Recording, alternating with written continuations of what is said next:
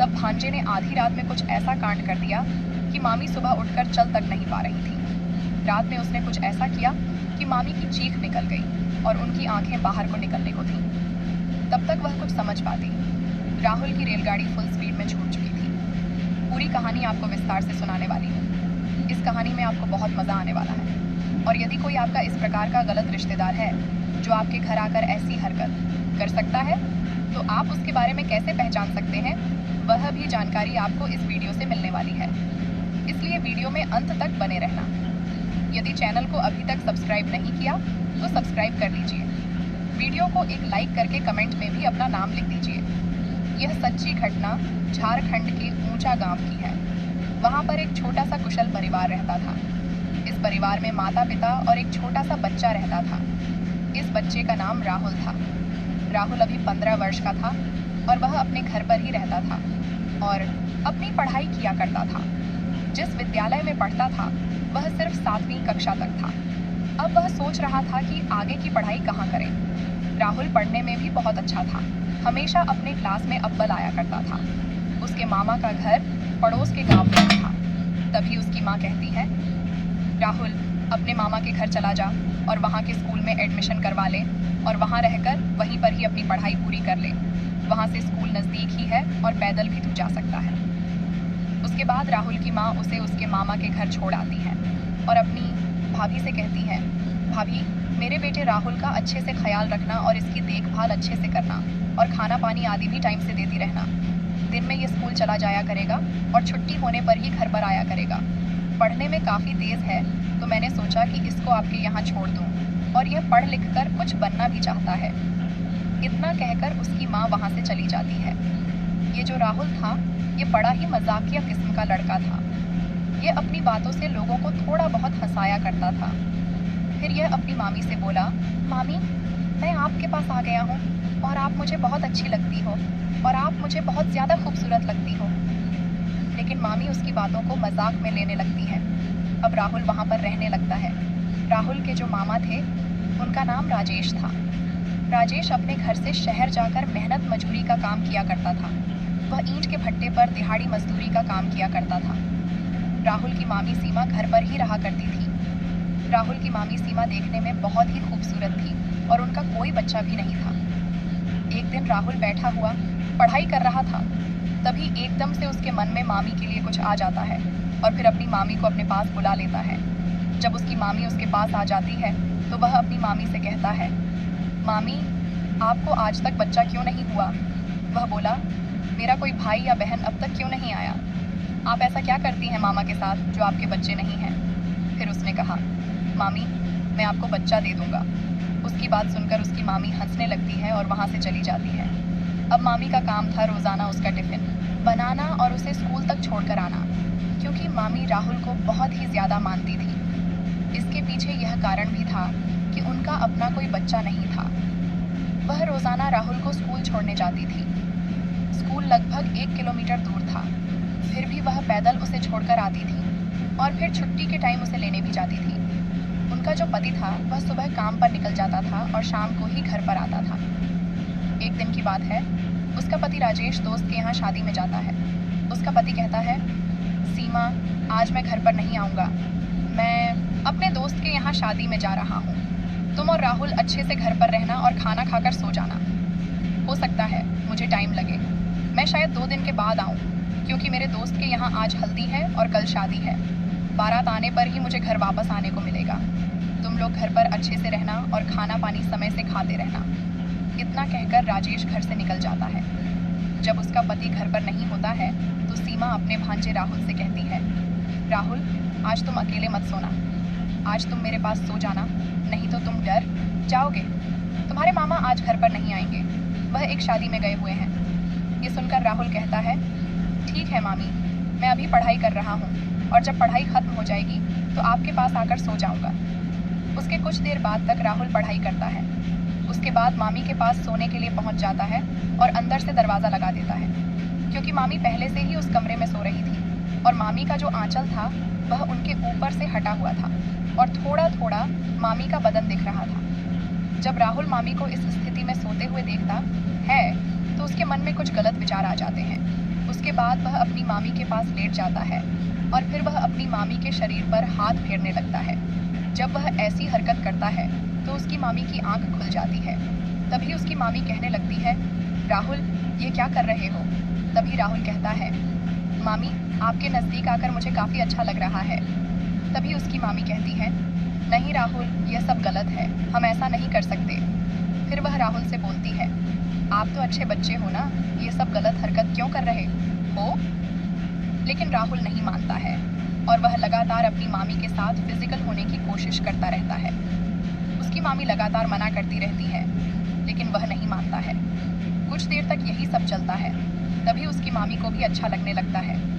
फिर वह उसे कहने लगती है, राहुल, ये सब कहाँ से सीखे हो? तभी राहुल कहता है, मामी, कहीं से नहीं, मैं तो बस आपसे ही सीख रहा हूँ। उसके बाद दोनों की इच्छाएं बढ़ने लगती हैं। फिर राहुल कहता है, मामी, अब सब कुछ नहीं हो रहा है, और वह मामी को निर्वस्त्र कर देता है। फिर उनके बीच फिजिकल रिलेशन बनने लगता है। मामी भी इसका भरपूर सहयोग करने लगती है और फिर इन दोनों के बीच पूरी रात फिजिकल रिलेशन बनते हैं। पूरी रात में लगभग 5 बार यह लोग फिजिकल होते हैं और सुबह तक राहुल अपनी मामी की हालत खराब कर देता है। मात्र 15 साल का यह लड़का मामी को चीखने पर मजबूर कर देता है। अब मामी की हालत खराब हो चुकी थी। फिर वह कहती है, अब बस करो। फिर यह दोनों लोग वहीं इस बिस्तर पर सो जाते हैं। अगले दिन जब सुबह होती है और मामी जब उठती है तो चल नहीं पाती है। उसे चलने फिरने में बहुत ज़्यादा तकलीफ हो रही थी और वह मन ही मन सोच रही थी कि इतनी कम उम्र का लड़का इतना कुछ कर देगा, उसे यह उम्मीद भी नहीं थी। लेकिन मन ही मन उसे काफ़ी खुशी भी हो रही थी। फिर वह राहुल को जगाने के लिए जाती है और जब राहुल उठता है तो अपनी मामी को देखकर मुस्कुराने लगता है। मामी भी मुस्कुराने लगती है और अब दोनों में नज़दीकियाँ बढ़ने शुरू हो जाती हैं। अब दूसरे दिन भी उसका मामा घर नहीं आता है और आज राहुल स्कूल पढ़ाई करने नहीं जाता है। वह अपनी मामी से कहता है, मामी, आज मेरा स्कूल जाने का मन नहीं है। तभी उसकी मामी कहती है, ठीक है, मत जाओ, लेकिन मैं जानती हूँ कि तुम्हारा मन क्यों नहीं कर रहा है स्कूल जाने का। फिर वह कहता है, नहीं मामी, आज मैं घर पर बैठकर ही पढ़ाई करूँगा। चाय नाश्ता करने के बाद वह अपने कमरे में जाता है और मामी से कहता है, मामी, मैं पढ़ाई करने जा रहा हूँ, अगर आप मुझसे मिलना चाहो तो मेरे पास आ जाना। कुछ देर राहुल पढ़ाई करता रहता है और फिर उसकी मामी सीमा उसके पास पहुंच जाती है। रूम में जाने के बाद दोनों लोग लेट जाते हैं और एक दूसरे के साथ रोमांटिक मूड में बातें करने लगते हैं। उसके बाद दोनों लोग फिर निर्वस्त्र हो जाते हैं और वहीं इस कमरे में फिजिकल होने लगते हैं। राहुल की उम्र काफ़ी कम थी और जब वह अपनी नी उम्र से बड़ी मामी के साथ फिजिकल रिलेशन बना रहा था तो उसे वह चरम सुख की प्राप्ति हो रही थी, जो उसने पहले कभी अनुभव भी नहीं किया था। और इधर उसकी मामी भी उस लड़के के साथ इतना आनंदित महसूस कर रही थी, जो उसे उसके पति से कभी महसूस ही नहीं हुआ था। अब उसे यह सब बहुत अच्छा लगने लगा था और फिर वह राहुल का भरपूर साथ देने लगती है। अब दोनों लोग जमकर फिजिकल रिलेशन बनाते हैं और जब थक जाते हैं तो दोनों लेट जाते हैं। अब यही सिलसिला लगातार काफ़ी दिनों तक चलता रहता है। मामा दिन में काम पर चला जाता था और राहुल दिन में स्कूल नहीं जाता था, क्योंकि रात को मामा घर आ जाते थे तो राहुल और उसकी मामी का मिलना नहीं हो पाता था। इसीलिए अब राहुल स्कूल नहीं जाता था और दिन भर अपनी मामी के साथ फिजिकल रिलेशनशिप बनाया करता था। इधर राहुल के मामा राजेश को ऐसा लगता था कि मेरा भांजा राहुल स्कूल चला जाता है, लेकिन उसे पता नहीं था कि उसके पीठ पीछे घर में क्या कार्यक्रम चल रहा है, क्योंकि वह तो उसे एक छोटा बच्चा समझकर अपने घर में रखे हुए था। एक दिन सीमा की थोड़ी तबीयत खराब थी तो उसका पति राजेश उसे एक डॉक्टर के पास लेकर जाता है। डॉक्टर उसे बताता है, आपके ज़रिए से बच्चा नहीं हो सकता है क्योंकि आपके अंदर ही कमी है। उसके बाद राजेश मायूस हो जाता है और दोनों पति पत्नी घर पर पहुंच जाते हैं। इधर राहुल अपनी मामी के साथ अनेकों बार फिजिकल रिलेशनशिप बनाना शुरू कर देता है और जैसे ही मौका मिलता वह चौका मार दिया करता था। किचन हो या बेडरूम, वह कहीं भी नहीं चुकता था और उसकी मामी भी उसके इशारा करते ही पीछे का दरवाज़ा खोल देती थी। जब राहुल का यह कार्य लगातार चलता रहता है तो एक दिन सीमा प्रेग्नेंट हो जाती है। जब लगभग 6 महीने का समय गुजर जाता है तो उसका पेट बाहर निकलने लगता है। तब उसके पति को इस बात का पता चलता है तो वह हैरान हो जाता है और अपनी पत्नी सीमा से कहता है, मुझे तो डॉक्टर ने बताया था कि तुम्हारा कोई बच्चा नहीं हो सकता, तो फिर यह सब कैसे हो गया? अब उसके पति को थोड़ा थोड़ा शक होने लगता है। फिर राजेश अपनी पत्नी सीमा से कहता है, कल तैयार हो जाना, कल हमें हॉस्पिटल चलना है। सीमा को यह नहीं पता था कि राजेश उसे किस बात के लिए अस्पताल लेकर जा रहा है। राजेश सीमा को अस्पताल लेकर पहुंच जाता है और वहां पर जब दोनों की जांच होती है तो पता चलता है कि यह बच्चा राजेश का है ही नहीं बल्कि किसी और का है। ये सुनकर राजेश हैरान हो जाता है और फिर सीमा से कहता है, बता यह बच्चा किसका है। पत्नी से इतना बड़ा धोखा खाकर उसके पैरों तले जमीन खिसक जाती है, क्योंकि वह अपनी पत्नी पर बहुत भरोसा करता था, लेकिन पीठ पीछे उसकी पत्नी ने ही उसके साथ इतना बड़ा धोखा कर दिया था। फिर वह गुस्से से पूछता है, बताओ ये बच्चा किसका है। सीमा पहले तो कुछ नहीं बताती, लेकिन जब राजेश उसे बहुत ज्यादा मारने पीटने लगता है तो सीमा सब कुछ सच सच बता देती है।